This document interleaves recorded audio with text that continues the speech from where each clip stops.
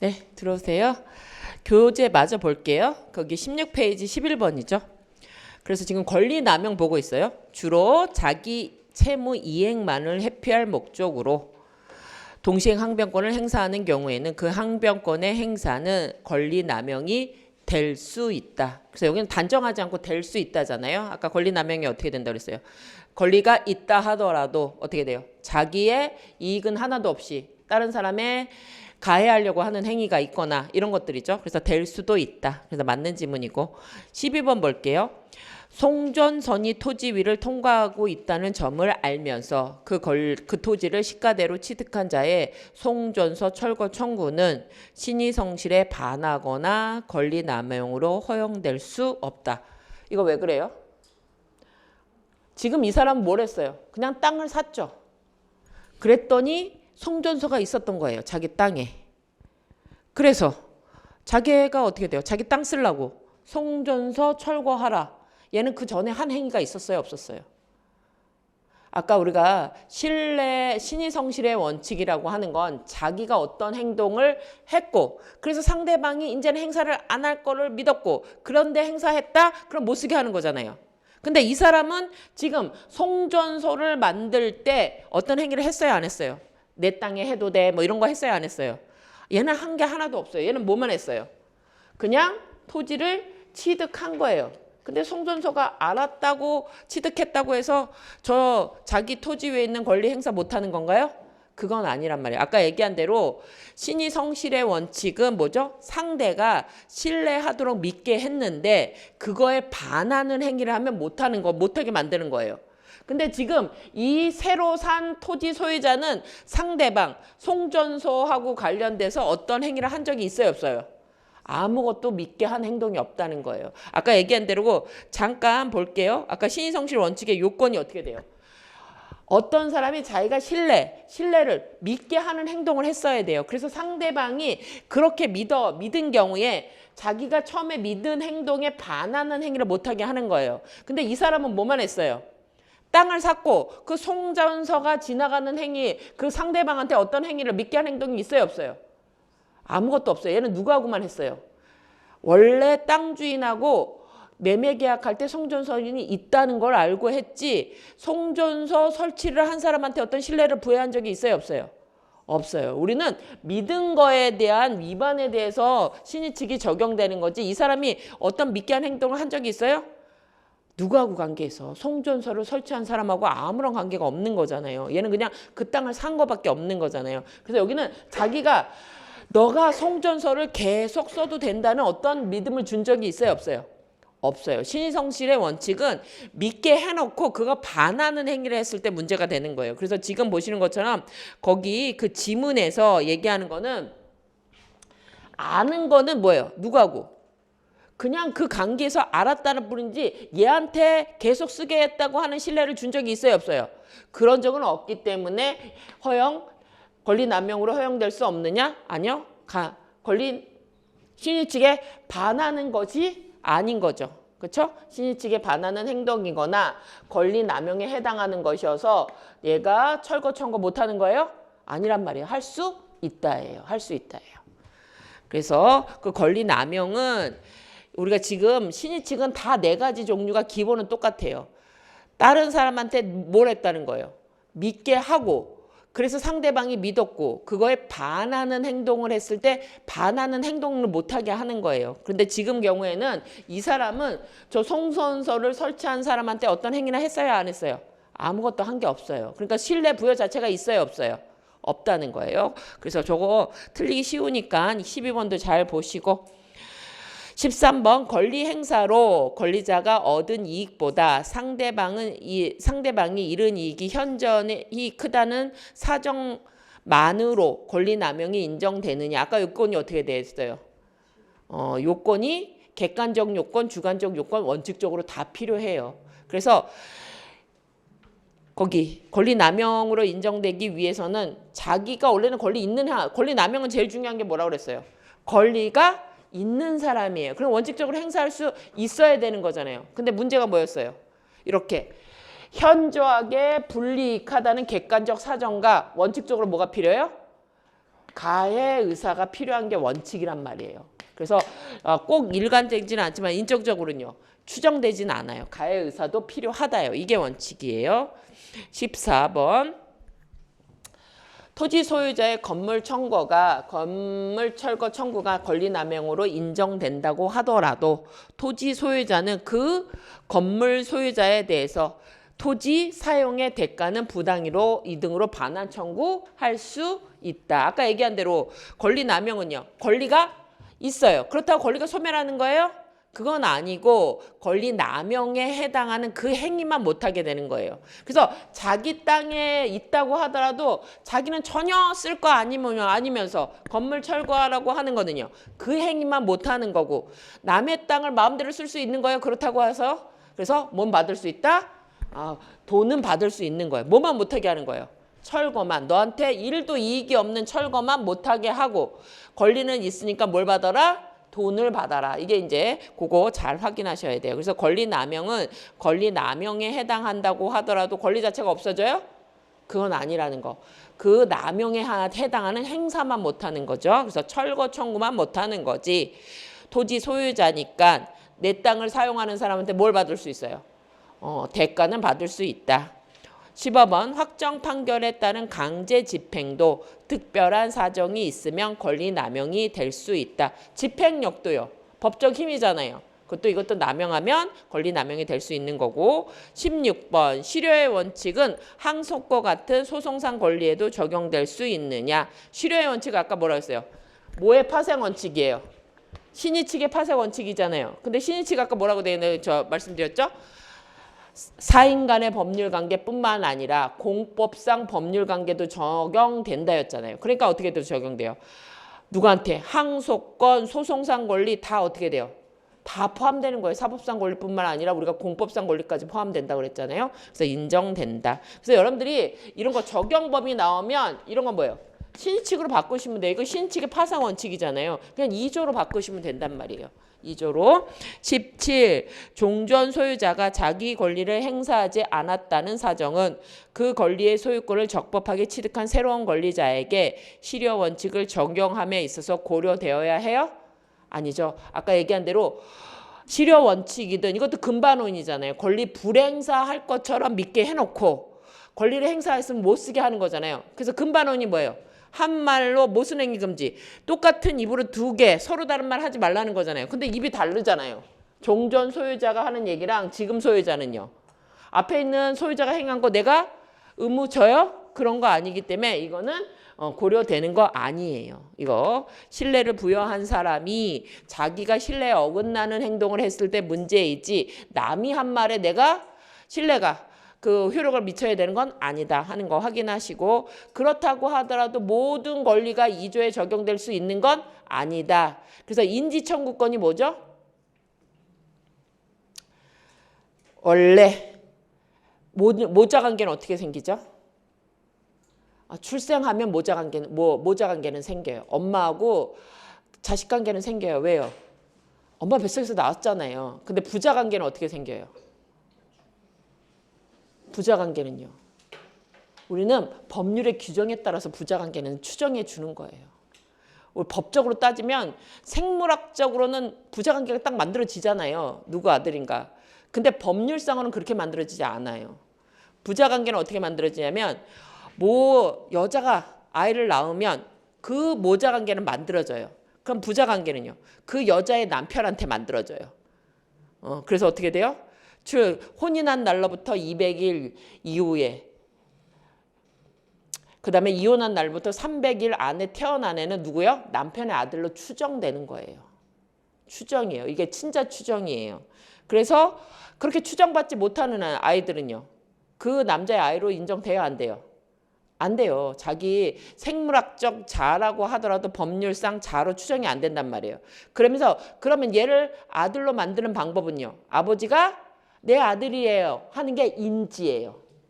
인지. 내 아들이라고 얘기하면 그때 뭐가 만들어요? 부자관계가 만들어지는 거예요. 내 아들이라고 누가 말해야 돼요? 아버지가 말해야 하면 그때 만들어요. 근데 대부분 아버지가 말 안 하잖아요. 재벌집 같은 아들은. 누가 찾아와요? 아버지는 찾아오지 않고 뭐죠? 부인이 찾아와서 야 써라 각서 써라 너 인지 안 하고 청구 안 하겠다 상속 그거 안 한다고 그런 거 쓰라고 얘기하잖아요. 그래서 인지 청구권은 누가 하는 거예요? 자식이 아버지라고 만들려고 할 때 하는 걸 인지 청구권이라고 얘기하는 거예요. 보통 언제 나타나요? 조용히 있다가 아버지가 돌아가시면 나타나서 내가 아들이에요 이렇게 인지하고 상속을 받는 거잖아요. 이게 인지 청구권이란 말이에요. 근데 인지 청구권을 아까 얘기한 대로 오랫동안 안 썼다고 해서 할 수 있는 거냐? 그래서 언제 나타나요? 아버지 돌아가실 때가 나타나면 40이 될지 30이 될지 알 수 없단 말이에요. 그래서 이거 인지 청구권은 포기할 수도 없고 뭐라고 얘기해요? 시효에 적용도 안 된다고 봐요. 그래서 우리가 홍기똥처럼 아버지는 아버지를 불러야 돼요. 안 불러도 아버지예요. 그렇죠? 언제나 아버지를 만들 수 있는 거예요. 인지청구권 그거 확인하시고 19번 채무자의 소멸시효에 기한 항변권의 행사에는 신의성실의 원칙이 적용되지 않느냐. 항변권 아까 뭐라 그랬어요? 청구를 저지하는 힘이잖아요. 그럼 얘도 원칙적으로 소멸시효 적용된다예요. 된다. 안 된다. 그래서 소멸시효 자체하고 이제 논의는 있어요. 왜요? 소멸시효도 뭐라는 거예요? 일정한 기간 권리를 행사하지 않으면 있던 권리도 없애겠다고 하는 거잖아요. 그래서 논의는 있어요.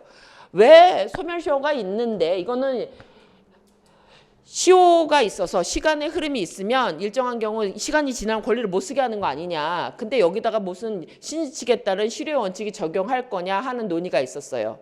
그런데 아까 우리가 뒤에서 보겠지만 소멸시효가 모든 권리에 적용되나요? 일단 모든 권리에 적용되지 않아요. 뭐 적용 안 돼요? 소유권, 점유권 이런 애들 다 적용 안 됐잖아요. 그리고 애건대로 형성권도 적용 안 되고 적용 안 되는 게 되게 많을 거잖아요. 그리고 소멸시효는요. 일단 10년 되게 길어요. 그쵸? 채권도 10년이잖아요. 지상권, 지역권은요. 20년간 안 써야 되고요. 그러니까 뭐죠? 소멸시효는 소멸시효대로 여기는 어떻게 돼요? 적용하자 하는 게 이제 우리는 적용된다 그렇게 보시면 돼요. 넘어갑시다. 20번. 국가가 국민을 보호할 의무가 있기 때문에 소멸시효가 완성되더라도 국가가 이를 주장하는 것은 신의칙에 반한다 라고 주장했어요. 누가요? 국민이. 미친 거야? 너는 날 보호해야 되는데 나한테 내가 있는 권리도 소멸했다고 얘기하는 거야? 그렇게 얘기한 거죠. 근데요. 여기서 국가는요. 무슨 국가예요? 공권력을 행사하는 국가가 아니에요. 지금 우리가 보는 거는 뭐죠? 민법, 사인 간의 법률 관계잖아요. 그래서 우리가 공법상 국가라고 하는 거는 공권력을 사용할 때 국가를 말하는 거예요. 국가도 뭐 해야 돼요? 볼펜 사서 써야 되고 뭐죠? 거기 식당 하면 배추도 사고 이런 거 해야 되잖아요. 그게 공권력 행사예요? 그게 아니라 계약에 따라서 이루어지는 거란 말이에요. 그럼 국가도 뭐가 되는 거예요? 사인이 되는 거예요. 우리가 그냥 사법상 계약관계로 다뤄지는 거기 때문에 그런 경우에는 이때는 뭐예요? 국가를 보호할 의무 있는 자가 아니라 그냥 뭐죠? 계약의 당사자란 말이에요. 그런 경우에는 신의칙 적용된다예요. 그래서 국민을 보호할 의무가 있는 국가는 뭐죠? 공권력으로서 국가예요. 그건 공법상 우리가 얘기하는 거지. 우린 뭘 봐요? 사인, 계약의 당사자로서 그냥 일반 당사자라고 쓰는데 볼펜을 사는데 누가 사는 거예요? 공무원들을 위해서 이렇게 하는 것들이잖아요. 그런 것들은 적용되지 않는다. 21번 잘못하면 틀릴 수 있어요. 잘 봅시다. 21번 일반 행정법률 관계에 관한 간청의 행위에 대해서 신의 측은 특별한 사정이 없는 한 예외적으로 적용된다. 맞아요? 아까 민법이 어디에도 적용된다 그랬어요. 2조가 어디에도 적용돼요. 공법에도 적용되잖아요. 근데 언제 적용한다고요? 공법에 규정이 없을 때. 신의칙도 적용돼요. 근데 특별히 규정이 없을 때 적용되는 거예요. 그래서 어떻게 돼요? 원칙은 적용 안 되고 특별한 경우, 사정이 있는 경우에 어떻게 돼요? 어디에 적용이 없으면 공법에 규정이 없을 때. 근데 공법에 무슨 규정이 있다? 비례 원칙이 있다. 그러면 그 범위 안에서는 규정이 있는 범위 안에서는 뭐가 적용돼요? 그게 먼저 적용될 거 아니에요. 그게 특별법이니까. 그래서 항상 원칙적으로 적용되는 게 아니라 언제요? 없을 때 예외적으로 적용된다. 이것도 되게 어려운 문제예요. 민법이 뭐라고 그랬어요? 기본법이라고 그랬잖아요. 그럼 공법 자체는요. 특별법인 거잖아요. 누구하고? 국가하고 국민하고 적용될 때 적용되는 거잖아요. 그래서 그 2번도 잘 확인하시고 22번 사적 자치 영역을 넘어 공법 질서를 위하여 공익 요구를 선행시켜야 할 경우에도 특별한 사정이 없으면 신의 측이 합법성의 원칙보다 우월한가? 이게 21번이나 22번이나 똑같은 얘기예요. 아까 얘기한 대로 신의 측도 어디에다 적용될 수 있어요. 공법에도 적용될 수 있어요. 근데 공법은 뭐 때문에 특별해요? 뭐가 필요한 거예요? 공법은. 민법이 아니라 공법이 적용되는 거는 뭐가 필요한 영역이에요? 공익의 요구가 있어서 그 경우에는 공익이 우선되어야 되는 경우에 적용되는 거잖아요. 그래서 우리는 싫어요. 이 집 안 팔고 싶어요. 근데 뭘로 쓴대요? 뭐 구청 짓는다고 내 땅 강제로 수용해 가고 그러잖아요. 뭐가 더 큰 거예요? 공익적 요건이 크니까 내 사익적 요건보다 우선해서 적용되는 거잖아요. 이런 것처럼 이렇게 시켜야 되는 경우에는 원칙적으로 뭐가 적용되죠? 이렇게 공익이 우선시켜야 되는 건 뭐가 먼저 적용돼야 돼요? 공법이 우선 적용돼야 되는 거죠. 합법성, 공법이 우선 적용되는 거죠. 신칙은 아까 얘기한 대로 이런 거 아닌 예외적인 경우에서 적용된다. 사실 이거하고 이거 같은 얘기예요. 그거 확인하시고. 그래서 이런 지문 나오면 사실 어려워요. 그런 건 여러분들이 어떻게 하셔야 돼요? 이런 건 세모를 해놓고 다른 거 쉬운 거 판단하고 그래도 없으면 그때 판단하셔요. 처음 보는 거를 무작정 OX 치지 마시란 얘기예요.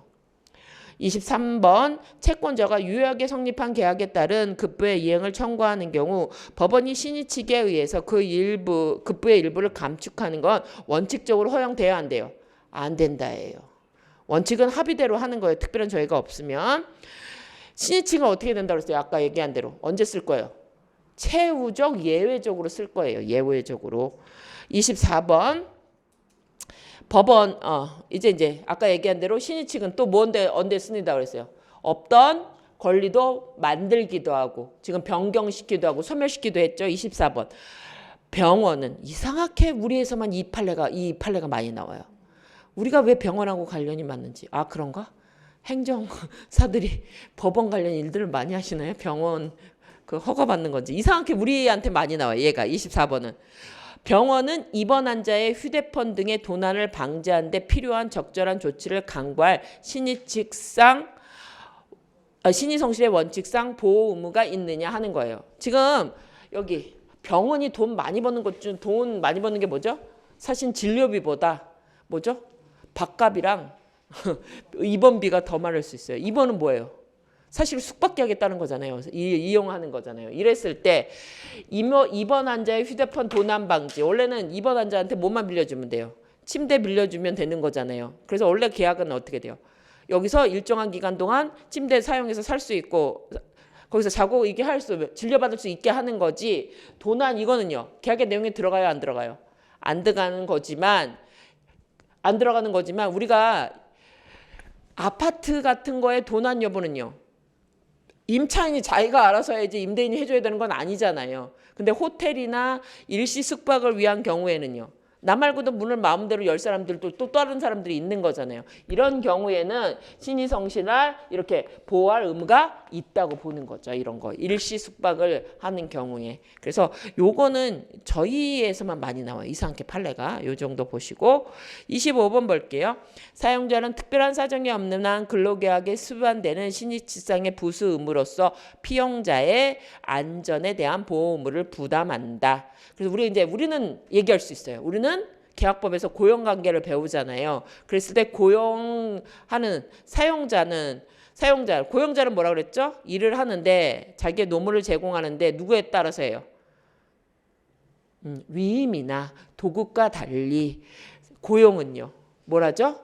사용자의 지시를 받아서 사용자가 하라는 일을 해야 되는 게 고용관계예요. 내 의사대로 하는 게 아니라. 위임은요. 내가 맡은 일을 내가 하면 돼요. 의사는요. 내 지시대로 안 하고 지가 마음대로 하잖아요. 얘기는 듣지만 자기가 알아서 치료를 해주는 거고 변호사도 마찬가지잖아요. 이게 다른 거잖아요. 그렇기 때문에 고용관계에서 사용자는 피용자를 어떻게 해야 돼요? 안전하게 보호해서 일을 시킬 의무가 부담해요. 그래서 위험한 곳에 일을 하게 하려면요. 안전모도 씌우고 방 하나도 씌우고 이런 일을 누가 해야 돼요? 시키는 사람이 그 의무를 부담하는 거란 말이에요. 요게 그거 확인하시고 26번 숙박업자는 아까 얘기했댔죠? 병원도 여기 들어가는 거거든요. 그 일시 숙박에 해당하는 거잖아요. 숙박업자는 신입직상 부수 업무로서 투숙객의 안전을 배려할 보험 의무가 있다. 특히 병원은 아까 도난 방지 의무가 있다. 이것도 여기 다 같이 포함되는 거고. 27번 되게 중요하죠. 아까 얘기한 대로 강행법규를 스스로 위반한 자가 스스로 강행법규 위반을 이유로 약정의 무효를 주장하는 것은 특별한 사정이 없는 한 신의 측에 반해서 무효라고 주장 못하게 할까요? 인정 안 돼요. 아까 얘기한 대로 신의 측도 뭐라고요? 2조에 있는 뭐죠? 강행 규정이라고 얘기했잖아요. 근데 신의 측은 뭘로 바꾸셔야 돼요? 항상 2조다. 강행 규정이다. 근데 강행 규정 중 무슨 규정? 일반 규정이다. 그러면 다른 특별한 규정이 있으면요. 일반 규정 적용돼요? 안 돼요? 안 된다. 그러니까 여기 다른 강행 규정에 위반한 사람이 있으면요. 다시 신입직 적용을 해서 그 강행 규정 무효로 못 만들게 하는 거 가능해요? 안 되죠. 요것만 적용되는 거죠. 그래서 근로기준법에 위반됐다 그러면 어떻게 돼요? 무조건 근로기준법에 따라서 판단해야 되는 거지. 너가 그때는 그냥 잠만 재워주면 된다고 했잖아. 돼요? 안 돼요? 그러니까 주장하지 말아야지. 그런 거 안 된다고 얘기했었죠. 그래서 저 27번 중요하고 많이 나오는 지문이에요. 그거 보시고 28번 법정 대리인의 동의 없이 신용구매 계약을 체결한 미성년자가 사후에 법정 대리인의 동의 없음을 사유로 들어 이를 취소하는 것은 신의 측에 반하지 않는다. 왜 그래요? 미성년자 법률행위를 무효로 만드는 거 뭐죠? 강행 규정이에요. 그래서 취소권을 누구한테 주는 거예요? 강제로 미성년자한테 보호하겠다. 우리가 결단을 내렸다고 얘기했기 때문에 이것도요. 이거 취소하는 거 신측에 반하지 않는다. 적용 안 된다. 이거하고 같은 거예요. 이거 아까 강행 신의 측에 제한 적용한 게 그래서 민법은 결단을 내렸다. 의사 무능력은 항상 무효. 제한 능력자 법률행위는 항상 미성년자는 취소할 수 있도록 하는 거. 그리고 가장 특별 규정이 있을 때 적용 안 되는 거. 이거 많이 하는 거니까 그 많이 나오는 지문들이니까 같은 거예요. 27번이나 28번이나. 그래서 그거 같이 보셔야 되는 거고. 그래서 이렇게 해서 저희가 신의칙에 대한 문제를 다 풀어봤는데 거기 오늘 나눠지는 보충 자료 한번 볼게요. 2번 문제 볼게요. 이게 거기 보시면 소방 간부 후보생도 민총을 배워요. 민총을 배워요. 민총 문제 시험을 봐요. 그래서 한번 봅시다. 문제가 어떻게 나왔는지. 그래서 항상 제가 얘기하지만 2조라고 안 나오고 항상 문제는 어떻게 나온다고요? 신의성실의 원칙에 대해서 설명하라. 꼭 뭐가 없는 것처럼 나와요. 조문 없는 것처럼 꼭 낸단 말이에요. 원칙이라고 돼요. 사적 자체의 원칙은 조문에 있어요? 없어요? 없잖아요. 근데 신의성실은 2조가 있음에도 불구하고 신의성실의 원칙에 대해서 설명한 것을 옳은 것은 이렇게 문제를 낸단 말이에요. 1번 볼게요. 본인을 단독 상속한 무건대리인이 본인의 지위에서 그 무건대리 행위의 추인을 거절하는 것은 신의 측에 반하여 허용되지 않는다. 얘가 처음에 뭐라고 얘기한 거예요? 상대방한테 나는 대리인이라고 얘기한 거잖아요. 유권대리라고. 그런데 나중에 상속이 되면 자기가 본인의 지위에 있어서 본인은 원래는 뭘 할 수 있어요? 추인을 거절할 수 있지만 이게 누가 된 거예요? 무권대리인이 본인 지위에 간 거잖아요. 그럼 자기 한 말이 있기 때문에 다시 어떻게 돼요? 대리권 없다. 없는 사람이 법률행위 했으니까 추인을 거절하겠다 할 수 없다. 요거 많이 나온다고 말씀드렸죠? 그러니까 답은 1번이에요. 그쵸? 그래서 이렇게 확실히 나오면 1번 찍고 가시면 된다는 거예요. 우리가 알고 있는 거. 그래서 우리가 알고 있는 걸 정확하게 많이 나오는 걸 정확하게 하시는 게 이래서 필요해요. 그러면 1초 만에 끝났어요. 1번 지문만 보고 우리는 확인한 건데 2번 볼게요. 거기 보면 2번 특별한 사정이 없는 한 강행법규를 위반한 약정을 한 자가 그 약정이 강행법규를 위반하여 무효라고 주장하는 것은 신의 측에 반해요? 아까 뭐라고 했어요? 강행법규 위반은 무효죠. 무효는요. 누구나 주장할 수 있는 거예요. 신의 측 적용돼요? 안 돼요? 안 된다. 아까 얘기했잖아요. 신의 측은 뭐라 그랬어요? 강행 규정이지만 일반 규정이고 다른 강행 규정이 있다고 하면 얘만 적용되지 얘는 적용돼요? 안 돼요? 안 된다. 그러니까 신의 측 반해서 너 무효라고 주장하지 마. 말할 수 있어요? 없어요? 못한다. 강행 규정 위반은 무조건 무효로 만들겠다는 거예요. 강행 규정 자체는 뭐라고 얘기했어요? 어디와 관련된 규정이죠? 강행 규정은 사회 질서와 관련된 규정이라고 했잖아요. 선량한 풍속 사회 질서와 관련된 게 강행 규정이잖아요. 그래서 강행 규정은요. 개인이 추인할 수 있어요? 없어요? 법률행위로 인한 추인 못한다고 얘기했잖아요. 추인을 누가 해줘야 돼요? 사회가 해줘야 돼요. 그러니까 여기는 당사자 합의에 따라서 무효를 주장하고 못하고 정해져요, 안 정해져요? 안 정해져요. 이것도 확인하시고, 이거 좀 전에 봤던 거잖아요. 이렇게 바뀌었을 때도 확인하셔야 돼요. 이거 신의칙 한계 조항 이거 잘 확인하시고 3번 볼게요. 3번. 그래서 신의칙하고 관련됐을 때 조문에 많이 그 판례가 많은 거는 사실 3번이에요. 거기 보면 아파트 분양자는 아파트 단지 인근에 공동묘지가 조성되고 있다는 사실을 모르는 수분양자에게 그 사실을 고지할 신의칙상 주의 의무를 부담하지 않느냐. 아까 얘기한 대로 부동산 매매 계약하고 관련됐을 때 당사자의 원래 계약에 중요한 건 뭐죠? 매도인은 목적물을 인도하고 매수인은 돈을 주는 게 제일 중요하지만 이때 어떻게 돼요? 재산에 영향을 미칠 수 있는 행위, 특히 아파트는 어떻게 돼요? 발 뻗고 자야 되는데 어떻게 돼요? 공동묘지. 맨날 슬프잖아요. 이러면 이제 내가 이 가격에는 여기를 안 샀겠지. 이런 게 들어가는 거잖아요. 그래서 대표적인 게 뭐죠? 쓰레기 매립장. 이게 나오는 거잖아요. 쓰레기 매립장. 이런 것들의 경우에는 어떻게 돼요? 조문 계약할 때는 매매 목적물하고 매매 대금이 제일 중요한 거지만 뭐죠? 신의칙상 부수 의무로 뭐예요? 고지할 의무를 부담하게 된다. 요거 이제 확인하시고. 그래서 거기 기본서에 나와 있는 건 쓰레기 매립장 사건이었죠. 그랬는데 여기 공동묘지 또 뭐가 있어요? 장례식장 뭐 있는 것들 이런 것들 확인하시고 4번 당사자 주장이 없으면 법원은 신의칙 여부를 직권으로 판단할 수 없느냐. 아까 뭐라 했어요? 2조가 있다. 강행규정 판사가 직권 판단한다. 4번도 되게 많이 나오는 지문이고 5번 법정 대리인의 동의 없이 신용구매 계약을 체결한 미성년자가 사후에 제한 능력자이므로 이유로 해당하는 계약을 취소할 수 있게 해야죠. 강행규정이니까 신의칙 바란다고 못하게 할까요? 안 된다 하는 것도 나오는 거죠. 그래서 이게 최근 나오는 것들도 이렇게 바뀌어서 나오는 것들이 결국은 어떻게 돼요? 내용을 정확하게 알고 있으면 우리가 문제를 풀 수 있는 것들인데 이제 판례가 바뀔 수 있으니까 요 정도 확인하시면 된다는 얘기예요. 그래서 사실은 2조가 문제풀이가 쉽지 않아요. 되게 판례도 많은 부분이에요, 여기가. 그래서 요 정도 하시면 됩니다. 그래서 2조는 이 정도 볼게요. 그래서 이제 나중에 더 필요한 것들은 나중에 또 객관식 문제 푸시면서 보시면 됩니다.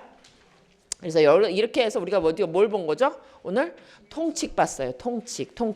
그러면 이제 저희가 넘어가야 될 게 어디로 가죠?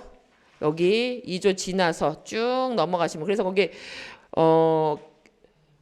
교재 보시면 교재는 기본서 보시면 34페이지에 지금 본 것처럼 신의칙에 따라서도 여러 가지 중에 발생하는 거라고 보는 것 중에 거기 24페이지에 판례 중에 재산거래 관계에서 고지 의무 대상되는 거 영향이 미칠 수 있는 것들하고 관련해서 교재에 나와 있는 건 어떻게 돼 있죠? 이렇게 부동산 거래하고 관련돼서 신의칙상 사전에 고지할 의무가 있느냐와 관련했을 때 법률 규정뿐만 아니라 지금 뭐죠? 계약상, 간습상, 조리상 이걸 뭐라는 거예요? 신의칙상이라고 보시면 되고 이게 그때 아파트 분양자가 지금은 뭐였어요? 공동묘지였는데 쓰레기 매집장, 장례식장 이런 것들 다 뭐죠? 고지할 의무가 있다. 이렇게 해서 넓게 나오니까 그 정도 잘 확인하시면 되고 쭉 넘어가시면 돼요. 그래서 거기 적용의 한계와 관련된 거 우리가 지금 본 것처럼 제한 능력자가 제일 많이 나오기도 하고 그리고 강행규정 취지에 반하면 안 된다 하는 거 계속 많이 나오는 지문이니까 그 정도 확인하시면 되고 쭉 넘어가세요. 그래서 거기 다시 한번 쭉 가서 한번 보세요. 그래서 구체적인 건 이제 쭉 보시면 되고 쭉 넘어가서 거기 그 구체적으로 뭐 실효의 원칙만 크게 나오거나 아직 그러지는 않았어요. 그러니까 2조 위주로 여러분들이 확인하시면 되고 우리가 이제 그 구체적인 건 나중에 객관식 문제 풀면서 더 보도록 할게요. 쭉 넘어가시고 그래서 이제 저희가 봐야 될 게 이제 사람으로 넘어갈 거예요. 넘어가죠. 권리 주체가 누가 되느냐. 그래서 권리 주체와 관련해서는 우리처럼 자연히 만들어진 사람과 또 누가 어떻게 만들어진 사람이 있죠? 법률 규정으로 만들어진 사람, 법인 이렇게 이제 배우게 되는 거죠. 그리고 전체적으로 보면요. 아까 우리가 얘기한 대로 민총은 크게 보면 총칙과 통칙과 뭘로 만들어져 있죠?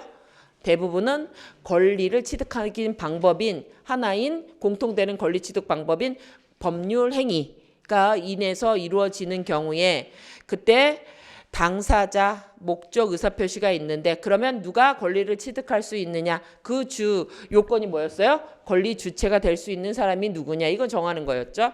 그래서 거기 이제 우리가 권리 주체는 권리를 가질 수 있는 능력을 말하는데 특히 이제 3조에 나오는 게 거기 3조가 어떻게 돼 있어요?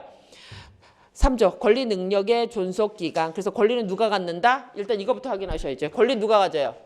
사람이 가져요. 그래서요. 동물은요. 권리 주체가 될 수 있어요? 우리나라는 안 돼요. 뉴스 보고 잘못 생각하시는 분이 많아요. 누구는 동물인데 강아지가 뭐 상속을 받았다. 우리나라는 아니에요. 우린 뭐라고 돼 있어요? 사람은 어떻게 돼요? 생존하는 동안 권리 의무의 주체가 된다. 그래서 우리는요. 도룡령 이런 거 사람 권리 주체 돼요 안 돼요? 안 돼요. 근데 소송이 있었어요. 도룡령인 사건. 그때 뭐 산 개발한다고 할 때 도룡령 이름으로 소송 제기했다가 도룡령은 각하됐어요. 그래서 우리는 도룡령 뭐죠? 강아지 뭐 요새 뭐 TV에서 막 나와서 강아지가 막 뭐 이렇게 목걸이 달고 막 이렇게 앉아 있다. 우리는 아니에요. 그래서 우리는 뭐라고요? 사람이어야 돼요. 최소한 사람이어야 되고 그리고 어떻게 돼요? 살아 있어야 돼요.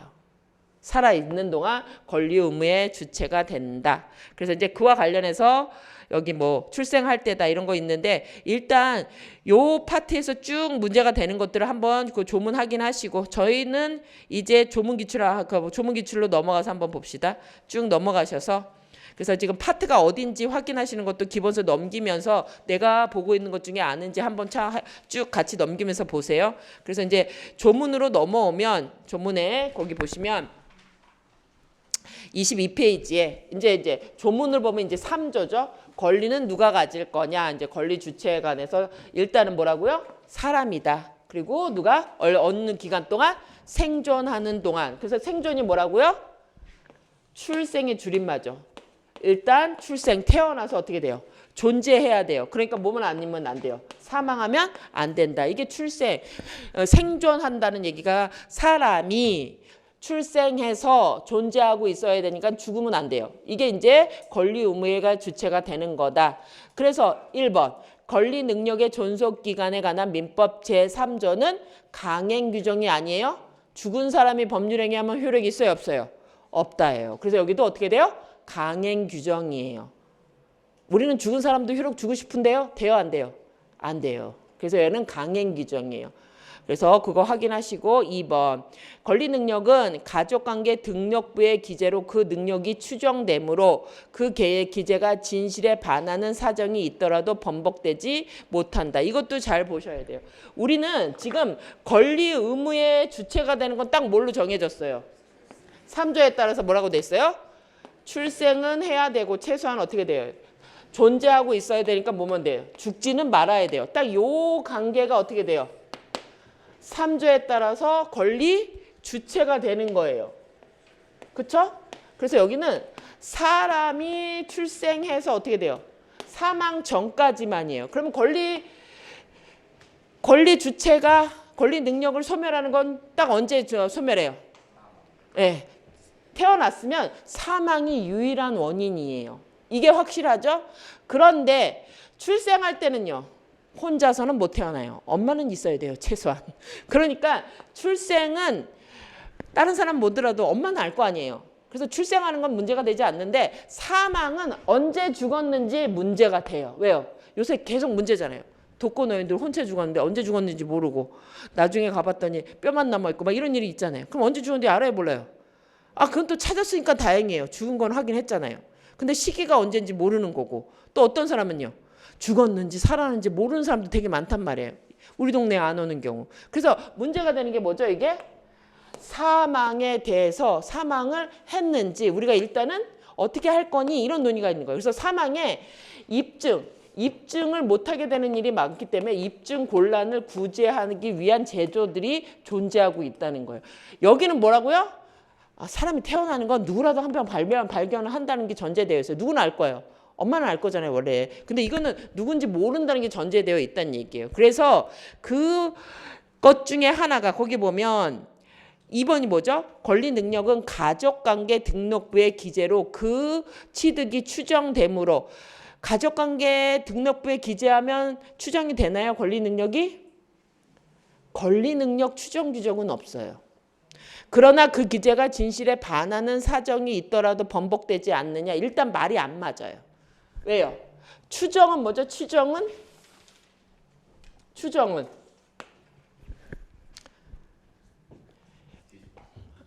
뭐예요? 일단 우리가 모르니까 일단 봐주겠다예요. 그렇게 어떻게 돼요? 산 걸로 봐주겠다. 이게 추정이에요. 그래서 여기는 추정됨으로 번복하지 못하느냐? 추정은요. 일단 봐주기 때문에 나중에 변경될 게 여기는 있다는 거예요. 일단 우리가 잘 몰라. 죽었는지 살았는지. 그러니까 일단 살았다고 봐줄게. 이런 거잖아요. 그럼 언제든지 어떻게 돼요? 반대 사실만 나타나면 얘는 어떻게 돼요? 깨지게 되어 있는 거예요. 이거 봐요. 기재가 진실에 반하는 사정이 있다는 게 증명되면요. 추정은 깨질 준비가 되어 있는 거예요. 항상. 나는 죽었다고 추정했는데 짜자잔 나타났어요. 그럼 이때는 어떻게 돼요? 살았니? 그러면 추정은요. 깨져야죠. 그래서 추정은 뒤에가 어떻게 돼요? 깨진다가 전제되어 있어요. 어떤 사실이? 반대 사실이. 난 죽었다고 추정했는데 살았네. 그럼 깨져야죠. 일단 모르니까 그렇게 본 거잖아요. 근데 증명이 되면요.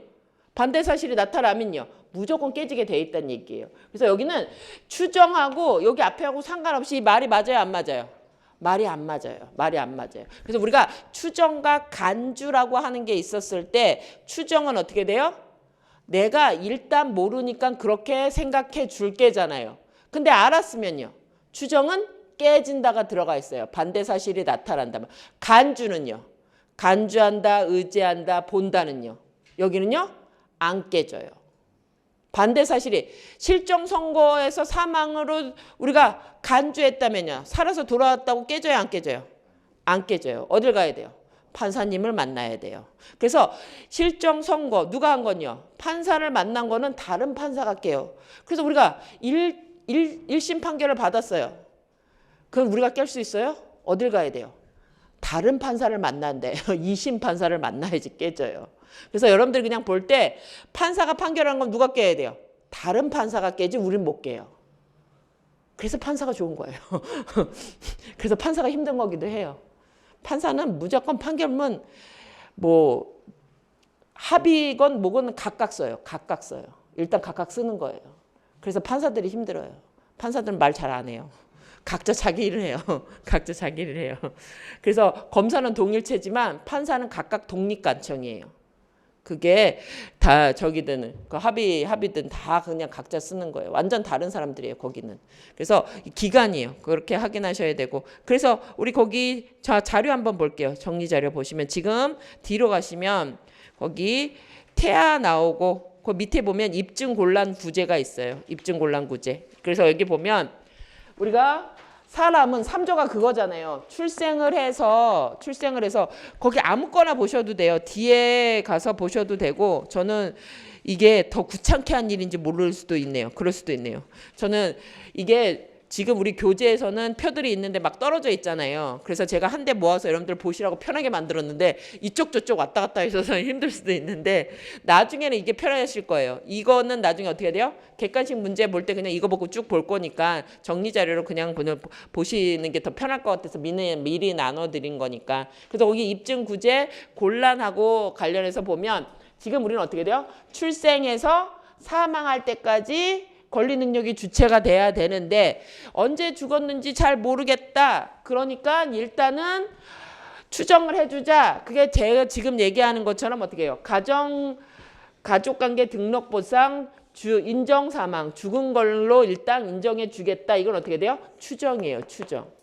추정이에요. 하지만 실종 선고를 받았다. 이건 어떻게 돼요?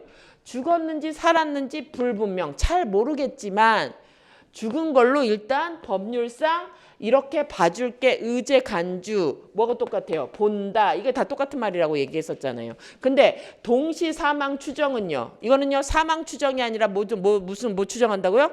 죽은 거는 확실해요. 이거는 뭐가 문제예요? 누가 먼저 죽었는지 모른단 말이에요. 그래서 동시사망 추정은 동일한 위난으로, 옛날에는 원래는 뭐죠? 거기 동시사망 30조에서 동일한 위난으로 사망한 경우에, 그래서 같이 비행기를 타고 가다가 사망했어요. 근데 사실은 똑같이 같이 죽었을 수도 있지만 아닐 수도 있단 말이에요. 우린 잘 몰라요. 왜요? 비행기가 터졌다고 모든 사람이 죽는 건 아니잖아요. 살아있는 사람도 있잖아요. 그리고 앞에서 터졌을 땐 뒤에 사람이 살던지 죽더라도 한 사람은 폭발해서 죽을 수도 있고 한 사람은 높은 곳에 떨어져서 죽을 수도 있고 그 시초가 똑같이 죽었다고 우리는 볼 수는 없잖아요. 그렇지만 우리는 잘 모르니까 동일한 사건으로 사망했으면 사망한 건 확실한 거예요. 시체는 찾았는데 시기에 따라서 같은 아버지하고 딸이 같이 죽었으면요. 상속이 일어날 거냐 말 거냐 이런 문제가 발생했을 때 우리는 일단 어떻게 보는 거예요? 법적으로 동시에 사망한 걸로 추정하는 규정을 30조에 두고 있기 때문에 얘는 법률상 추정이라고 얘기하는 거예요. 추정. 그래서 저기는 뭘 추정한다고요? 동시 추정이에요. 사망 추정이 아니라. 그래서 여기는 사망한 거는 둘 다 확실하게 죽은 건데 언제 누가 먼저 죽었느냐에 따라서 상속순위가 바뀌어질 수 있을 때 우리는 일단 어떻게 봐요? 동시에 죽었다고 추정해 준다예요. 근데 여기는 어떻게 돼요? 추정이니까 아까 얘기한 대로 반대사실 동시에 죽은 것이 아니라는 게 사망한 것이 아니라는 게 확인이 된다면요. 바로 깨진다예요. 근데 여기는요. 실정 선고는요. 죽었는지 살았는지 자체가 불분명해요. 살았는지 죽었는지 모르지만 일정한 요건에 따라서 법원의 선고를 받으면 우리는 어떻게 돼요? 사망하는 것으로 간주하기 때문에 살아 돌아와도 바로 깨져요, 안 깨져요? 바로 깨지는 게 아니라 뭐라 해야 돼요? 실정 선고, 취소, 판결을 받아야지 그때 깨지게 된다. 이게 차이점이라는 거 확인하세요. 근데 인정사망은요. 공무원이 조사를 해봤더니 쓰나미가 와서 그 바닷가에 있는 사람들은 다 쓰려고 하고 다 죽었어요. 근데 한 명 시체만 발견이 안 된 거예요. 그러니까 사망을 확인할 수는 없는 거죠. 왜요? 둥둥 떠가서 어디 무인도에 살아있을 수도 있는 거잖아요. 죽을 확률이 높긴 하지만 단정할 수는 없단 말이에요. 이런 경우에 거의 확실해요. 왜요? 거기 100명 있는데 99명은 다 사망했어요. 그랬을 때라고 하더라도 어떻게 돼요? 일단 사망한 걸로 추정하고 근데 살아서 돌아왔으면요. 바로 깨질 거다. 이게 이제 우리가 동시. 이건 뭐라고요? 입증구 뭐죠? 사망의 입증 곤란을 구제하는 거지 권리 능력 자체를 소멸하게 하는 제도예요? 그건 아니에요. 권리 능력이 소멸하는 유일한 원인은 뭐예요? 사망이에요. 사망이에요. 그거 잊지 마셔야 돼요. 그래서 입증 곤란 구제 제도랑 권리 능력의 소멸 사유랑 같은 거 아니에요. 원래 권리 능력의 소멸 사유는 뭐죠? 사망이에요. 사망. 근데 우리는 언제 사망한지 모르니까 일단 이렇게 봐줄게. 이런 것들이 이게 구제제도 이게 세 가지가 있다는 걸 확인하셔야 돼요. 그래서 요거 보시고 그래서 지금 우리가 보고 있는 것 중에 거기 조문 기출에서 거기 그 2번이 그런 얘기죠. 거기 권리 능력은 가족관계 등록부의 기재로 그 취득이 추정되느냐 X예요. 일단은 우리는 출생이죠. 여기는 뭐예요? 취득이에요. 취득. 지금 이건 사망이 아니라 취득이잖아요. 그러면요. 사람은 뭘로 취득해요? 출생. 태어나면 취득하는 거지. 여기 가족관계 등록부에 기재해야지 우리가 사람이 되는 거예요? 우리는 태어나면 그냥 사람이에요. 출생하면 사람이지 그 출생신고 안 했다. 가족관계 등록부 안 했다고 우리 사람 아니에요? 그거는 국가한테 알려주는 거고 우리가 사람 되는 거는요. 그냥 태어나기만 하면 되는 거예요. 그래서 요거는 일단 우리가 권리 능력을 취득하는 원인은 뭐밖에 없어요? 출생밖에 없는 거고 기재 필요해요? 안 필요해요? 안 필요하고 그럼 추정돼요? 안 돼요? 안 돼요. 추정이 있는 거는 뭐가 했어요? 인정사망이라고 하는 거 어디요? 가족관계 등록부에 어떻게 돼요? 사망이라고 기재되면 사망으로 추정하는 제도 아까 어디가 뭐 있었어요? 인정사망이 있을 뿐이지 권리 취득으로 인한 추정은 있어요? 없어요? 없다예요. 없다예요. 태어나면 돼요. 그래서 여기 출생신고 해야 돼요? 권리능력 취득하는데 아니요. 출생 뭐예요? 엄마 뱃속에서 나오기만 하면 돼요. 그래서 민법상 출생은 어떻게 돼야 돼요? 전부 엄마하고 분리가 돼요. 전부 노출설이에요. 형법상 민법의 형법상 출생은요. 사람이 되는 건 언제예요? 모태가 보이기만 하면 돼요. 거기는. 머리가 보이기만 하면 그때 사망. 그때는 사람이에요. 그래서 그런 애를 죽이면요. 살인이에요. 그래서 우리가 형법하고 민법의 사람의 시작점이 달라요. 민법은 어떻게 돼요? 엄마하고 완전 분리가 돼야지 그때 사람이에요. 근데 형법은요. 살인죄의 객체가 되는 건 사람이에요. 근데 낙태죄의 객체가 되는 건 태아잖아요. 그럼 태아는 엄마 뱃속에 있을 때 애에 대해서 묻는 행위라면 그건 낙태죄예요. 근데 출산이 시작돼가지고 애가 나오지 않았다고 하더라도 출산이 시작돼서 애가 머리라고 보이기 시작하면요. 걔는 사람이에요. 그런 애를 죽이면요. 그건 살인죄예요. 그래서 제가 얘기하지만 우리 법적으로 사망을 보는 시기도 다 다르고 출생을 보는 시기도 달라요. 근데 우리 민법에서 보는 거는요.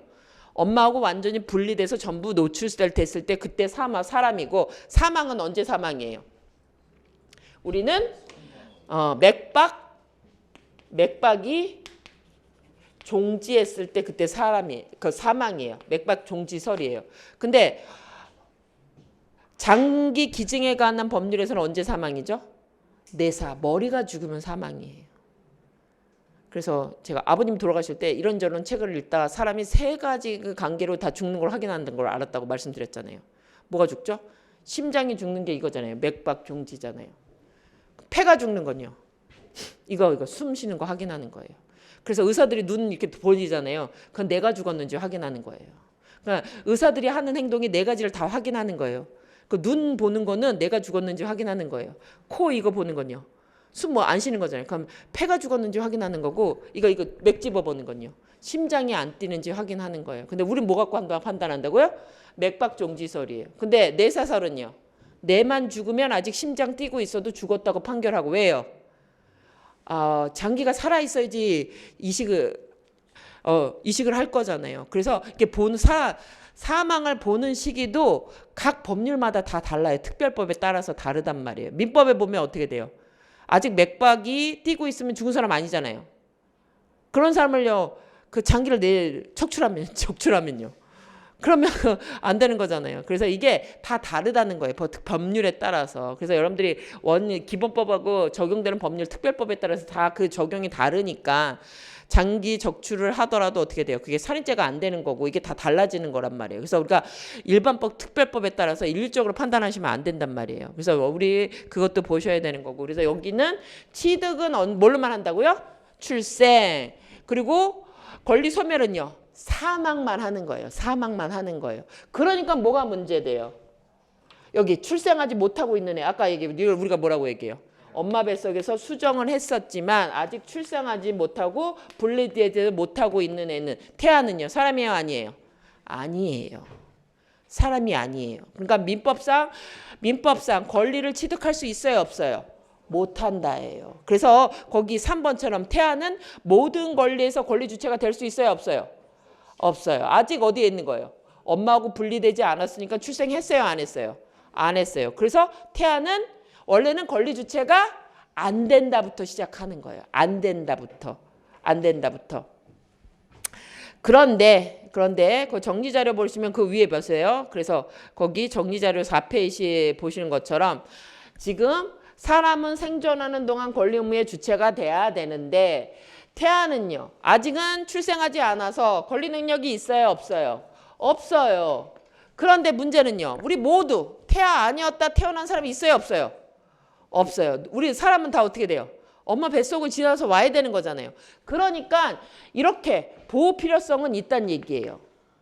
걔를 안 보여주면요. 잘못해도 못 태어나는 경우가 되게 많을 거잖아요. 이런 경우에 법적 필요가 있기 때문에 특별히 걔가 뱃속에서 막 얘가 불법 행위를 하고 돌아다닐 건 아니잖아요. 사람 때리고 다닐 것도 아니고. 그러니까 문제될 수 있는 거는 얘가 뭐예요? 아버지가 돌아가셔서 상속과 관련된 3가지예요. 아니면 내가 뱃속에 있을 때 내가 어떻게 돼요? 얘가 사람을 때리고 다니고 이런 건 아니기 때문에 얘가 피해를 볼 때에는 뱃속에서 피해를 봐서 어떻게 돼요? 태어나면 그 몸으로 계속 살아야 되는 거잖아요. 그러니까 이때 보호해 주다. 그래서 우리는 어떻게 돼요? 불쌍하니까 울면서 보호해 주는 거죠. 그래서 어떻게 얘기했죠? 제가 불쌍 유유 울고 있는 거죠. 울고 있다.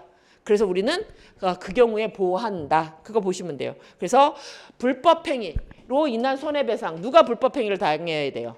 뱃속에 있는 태아가 뱃속에서 불법행위를 직접 당할 때 인정되는 거예요. 엄마가 당하는 거 아니에요. 누가 당해야 된다고요? 태아가 불법행위로 직접 피해자가 됐을 때 인정되는 거예요. 그리고 여기는 상속, 대습상속도 포함하는 거고 유증, 유류분의 경우에도 인정된다고요. 그러니까 여기는 어떻게 돼요? 원래는 인정되면 안 되는 거잖아요. 얘는 권리 능력자가 아니니까. 그래서 이때 나머지 것들은요. 이렇게 특별히 규정이 없는 것들은 인정돼야 안 돼요? 안 된다요. 그래서 증여나 사인증여, 인지청구권 인정돼야 안 돼요? 안 된다요. 원칙 얘는 인정 안 되는 거잖아요. 뭐 때문에 인정돼요? 이것들은 특별히 규정이 있어서 인정되는 거예요. 인정되는 거다. 그런데 그 조문에 어떻게 써 있어요?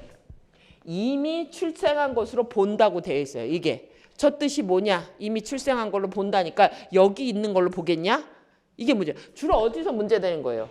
여기서 이미 문제됐으면 얘는 보호됐을 거 아니에요. 권리 능력자로. 근데 주로 문제는 여기서 일어났을 거예요. 태아의 일 동안에 저런 행위가 있었을 때인데 이미 출생한 걸로 본다는 게 이 행위를 여기로 갖다 놓는 거니 이런 논의가 있었다는 거예요. 왜 규정을 이렇게 뒀다는 거냐? 이미 출생한 것으로 본다. 우리가 왜 문제예요? 우리는 권리, 태어난 사람을 보호해 줄 거예요. 근데 태어났는데 보니까 아버지가 없는 거죠. 근데요, 아버지도 없어서 불쌍한데 아버지 돈이 누구한테 갔어요? 원래는 나한테 와야 되는 거잖아요. 왜요? 상속 순위는 직계 비속 1순위, 직계 존속 2순위잖아요. 근데 아버지도 없는데 돈도 없게 되는 게 문제잖아요. 그러니까 돈은 얘한테 주자. 이게 이제 들어가는 거죠. 근데 얘가 못 태어났다면요. 줄 필요가 없어진다는 얘기예요. 그래서 여기는 정지 조건설이라는 거 뭐죠? 뭐부터 확인하셔야 돼요? 이런 네 가지가 문제될 거는 언제예요? 애가 태어났으면 살아야 되는데 아버지도 없으니까 돈은 주자. 이게 돼야 되기 때문에 여기 정지 조건설은 뭐라고요? 살아서 출생하는 것을 정지 조건으로 해서 이 네 가지에 대해서만 권리 능력을 인정해 준다는 거예요. 그러면 얘가 한 번도 태어난 적이 없으면요. 저 권리는 인정돼야 안 돼요? 안 돼요. 이게 이제 제일 중요해요. 그래서 여러분들이 이거부터 판단할 게 아니라 뭐부터 판단하셔야 돼요? 태아가 살아서 태어났냐 이거부터 판단하셔야 된다는 얘기예요. 그래서 거기 이게 제일 중요하죠. 그러면 태아가 출생하면 이제 살아서 태어난 거죠, 얘가. 그래서 이제 살라고 보니까 아버지가 요 사이에 돌아가신 거죠. 그럼 얘가 뭐라는 거예요? 이때 나도 태어난 걸로 이미 보니까 상속해 주세요. 얘기할 수 있게 된다는 얘기예요. 요거 잊지 마셔야 돼요. 그래서 항상 뭐부터 해야 돼요? 살아서 태어났나 보고 살아서 태어났는데 이런 일이 있는 거냐 확인하셔야 돼요. 그래서 원칙적으로 태아인 동안에는 얘는 권리 능력 있어요? 없고. 법정 대리인 있어요? 없고. 뭣도 없어요. 상속 능력 있어요? 그런 일은 없어요. 뭘 해야 돼요? 태어나야지 저 권리를 주장할 수 있는 거예요. 이게 제일 중요해요. 이게 제일 중요해요. 그래서 거기 보시면 우리 이제 문제 풀어봅시다. 오늘 여기까지 하고 가야 될 것 같은데요. 그래서 거기 문제 보시면 아까 얘기한 대로 태아는 모든 권리 주체가 될 수 없는 거고 원칙은 그래서 거기 4번 보세요. 4번에서 부가 사고로 사망한 후에 살아서 출생한 태아는 뭐가 제일 중요해요? 이거예요. 살아서 출생한 태아는 이제는 몇 가지 권리는 주장할 수 있는 거예요. 살아서 태어났으니까. 태아였을 때 네 가지 권리는 주장할 수 있는데 부의 가해 행위에 대한 불법 행위로 인한 손해배상 청구권 상속은 아까 뭐가 있어요? 불상유유 상속은 받을 수 있는 거죠. 못 받는다. 그래서 틀린 거예요. 이해되셨죠? 그러니까 그 5번에서는요.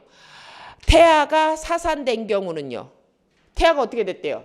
태아일 때 엄마 뱃속에서 죽었다는 얘기잖아요. 얘는 태어난 적이 있어요? 없어요? 그러면 권리 능력이 인정돼야 안 돼요? 안 된다요. 어떠한 경우도 인정 안 돼요. 그 태아는 원래부터 권리 능력자예요? 아니에요? 아니잖아요. 근데 예외적으로 네 가지만 인정되는데 그 조건이 뭐였어요? 이미 태어난 경우에 문제가 된 거잖아요. 그래서 여기는 태어난 적이 없기 때문에 인정 안 된다. 이거 확인하시고 그래서 6번 보시면 부부 사이에 갑과 그 아이 병을 임신한 을은 부부 사이인 갑과 그의 아이 병을 임신한 을은 A의 가실로 교통사고를 당했다. 그 사고로 병이 출생 전 을과 함께 사망. 우리 뭐예요? 지금 뭐 물어보는 거예요? 태아가 누구예요? 병이잖아요. 근데 병은요. 사고로 어떻게 됐대요? 병이 출생 전에 사망했어요. 그럼 얘는 어떤 권리 있어요? 없어요? 없다예요. 그래서 뒤에 불법행위인지 찾을 거예요?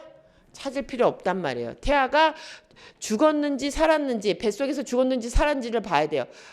다른 권리가 그 예외적인 권리가 인정되려면 뭐 일단 어떻게 돼요? 살아서 태어났어야 된단 말이에요. 근데 얘는 살아서 태어난 적이 있어요? 없어요? 그럼 어떤 권리도 갖지 못한다. 이거 확인하시면 돼요. 그래서 태아가 나오면 제일 중요한 게 뭐예요? 살아서 태어났나 이거부터 보시는 거예요. 살아서 태어났으면 나머지는 뭐 해야 돼요? 4가지 권리인지 그때 확인하시는 거라고요.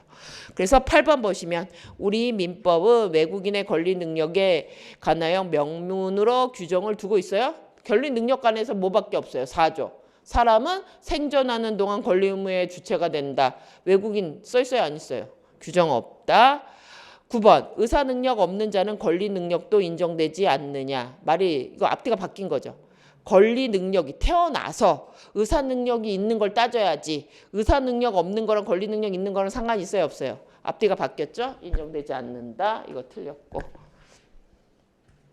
그래서 여기까지 보시면 되고 문제까지 하나 딱 풀면 끝나겠네요. 오늘 마저 하나 봅시다. 그래서 그 3번 자연인 볼게요. 그래서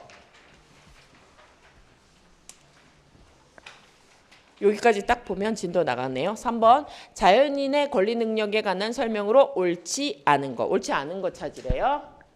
1번 권리 능력에 관한 민법 규정은 강행 규정이에요. 권리 능력 없는 사람은요. 권리 절대로 인정되지 않아요.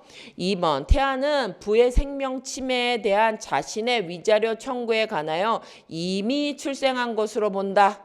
맞아요? 뭐 봐야 돼요? 태아는 여기는 살았는지 죽었는지 우리가 모르잖아요. 조문하게 나는 거잖아요. 그럼 몇 가지가 돼야 돼요? 불상유유가 돼야 되는 거잖아요. 그럼 여기 부의 생명 침해로 인한 자신의 위자료 청구, 불법행위로 인한 손해배상 청구 어디에서 찾을 거예요? 이걸 뭘로 바꿔야 돼요? 정신적 손해에 대한 손해배상 청구예요. 불법행위로 인한 손해배상 청구예요. 아까 뭐라고 그랬어요? 불법행위로 인한 손해배상 청구는 그 피해자가 누구여야 된다고 그랬어요? 아버지면 안 돼요. 자기여야 돼요. 근데 여기서 중요한 거는 부가 생명침해 받은 거는 아버지가 생명침해 받았죠. 그럼 얘는 피해자가 피해요? 얘가 직접 피해 받았어요? 안 받았어요? 안 받았어요. 문제는 뭐예요? 아버지가 죽으면 우리도 마음이 아파요. 울을 거예요. 그렇잖아요. 그래서 여기는 아버지가 돌아가셔서 누구예요? 태아 자신이 뭘 입었어요? 정신적 손해를 입어서 그에 대한 불법행위 배상을 청구하는 걸 우리가 뭐라고 줄여서 얘기해요? 위자료 청구라고 얘기해요. 그래서 여기서 제일 어려운 건 뭐예요? 저 위자료 청구를 뭘로 바꿔볼 수 있어야 돼요? 정신적 손해에 대한 불법행위로 인한 손해배상 청구로 바꿀 수 있어야 돼요. 이게. 그래서 여기 중요한 게 불법행위로 인한 손해배상은 그 불법행위가 누구한테 있어야 된다고 그랬어요? 태아한테 있어야 되는 거잖아요. 그래서 여기는 태아 자신이 어떤 손해를 입었어요? 아버지가 돌아가서 정신의 충격을 받아갖고 손해를 입혀서 뭐라 해야 돼요? 얘 자신이 피해를 입은 거고 그래서 불법행위로 인한 손해배상 청구권이 만들어지기 때문에 이게 인정된다. 어디에 해당하는 거예요? 불법행위로 인한 손해배상 청구에서 인정된다가 들어가는 거예요. 그러면 아까 얘기한 대로 이게 뭐죠? 아버지가 생명침해를 당했어요. 아버지가 생명침해를 당했으면 아버지는 뭐가 만들어지겠어요? 아버지 자체가 손해배상 청구권 750조의 손해배상 청구권이 만들어지겠죠. 그러면 이 750조에 대한 아버지에 대한 손해배상 청구권은 얘는 어떻게 받아요? 그건 상속받는 거예요. 치매가 2명 있는 거예요. 아버지가 교통사고를 통해서 사망했어요. 그럼 누가 침해를 받았어요? 아버지가 침해를 받았어요. 그래서 아버지가 돌아가시고 아버지는 뭘 만들어진 거예요? 손해배상 청구권이 만들어졌잖아요. 그게 누구한테 상속될 거예요? 아들한테 상속될 거예요. 그거는 아버지가 피해를 받은 거니까. 그런데 아들은요. 아버지가 돌아가시면 뭘 받아요? 정신적 손해를 자기가 직접 받아서 750조에 따라서 정신적 손해배상이 만들어진단 말이에요. 불법행위로. 이건 어떻게 되는 거예요? 이건 자기의 뭐가 되는 거예요? 특별규정. 직접 피해를 받은 불법행위에 의한 손해배상 청구권이 되는 거기 때문에 요거는 아버지 거는 상속받는 거고 자기가 피해 입은 거는 몇 조? 거기 762조. 우리가 아까 그 조문 확인한 것처럼 거기 자기의 피해에 대한 762조에 따라서 뭘 받는 거예요? 특별한 경우에 자기가 손해배상 청구권이 인정되는 거예요. 살아서 태어나면. 이걸 두 개를 구별하셔야 돼요. 이것 때문에 본 거예요. 이것 때문에. 그래서 762조에서 태아나 불법행위에서 이미 출생한 것으로 본다고 했을 때 그 불법행위는 누가 침해를 받아야 돼요? 태아가 직접 손해를 받아야 되는 거예요. 그랬을 때 여기서 찾아내는 거는 요 위자료를 뭘로 바꿔야 돼요? 태아 자신의 정신적 손해에 대한 배상 청구권을 바꿀 수 있어야 된다는 얘기예요. 요거. 그래서 지금 이 문제를 보는 거는 요거 보려고 보는 거예요. 다른 거에선 이게 제일 많이 나왔고 이게 제일 어려운 거예요. 문제 중에서는. 요거 확인하시고 4번. 아버지의 사망 후에 태아가 살아서 태어나면 제일 중요한 게 뭐죠? 살아서 태어났어요? 그러면 뭐는 받을 수 있어요? 상속 개시 시에 이미 출생한 본다. 불상유유 보는 거잖아요. 이거 불법, 이거 이거 보는 거죠. 4번 가족관계 등록부에 기재된 출생 사실은 그 기재 사실에 반하는 증거에 의해서 그 추정이 번복될 수 있다. 맞죠?